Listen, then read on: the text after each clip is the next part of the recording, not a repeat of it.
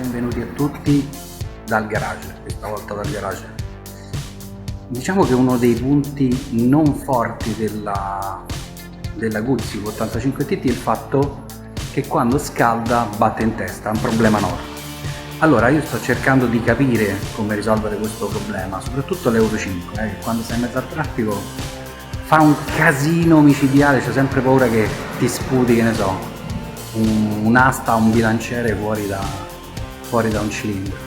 Quindi molti mi hanno consigliato di provare la IAT, che è quel sensore che insieme alla centralina elettronica decide quanta aria, quanta benzina inviare poi con l'iniezione all'interno del motore.